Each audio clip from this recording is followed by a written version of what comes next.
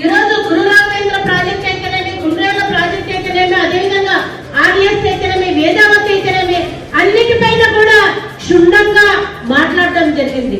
మొన్ననే నిమ్మల రామానాయుడు గారు వచ్చినప్పుడు మీటింగ్ అయిపోయిన తర్వాత సపరేట్ గా ఇరిగేషన్ పైన మళ్ళీ అధికారులతోన, ఎమ్మెల్యేలతోన, ఇన్ఛార్జీలతోన అందరితోన రివ్యూ మీటింగ్ కూడా జరపడం జరిగింది. నిజంగా చాలా హ్యాపీగా ఉంది. ఒక చదువుకున్న వ్యక్తి ఎమ్మెల్యే అయితే ఆ నియోజకవర్గం ఏ విధంగా డెవలప్ అవుతుందో ఎగ్జాంపుల్ గా మన అన్న జనేశ్వర మన నియోజకవర్గ జనవర్గీయ నేత, యంగ్ అండ్ డైనమిక్ లీడర్,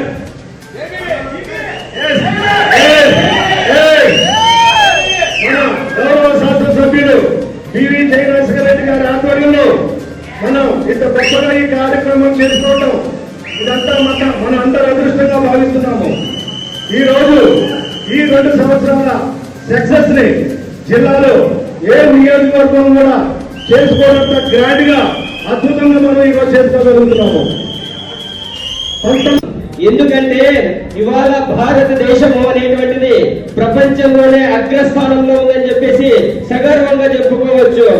ఈ దేశానికే కాదు, ప్రపంచ దేశాలకే పుణ్యభూమి, వేదభూమి, ధర్మభూమి, కర్మభూమి అయినటువంటి ఈ యొక్క భారతదేశం ప్రపంచ దేశాలకు కన్న తల్లి లాంటిది.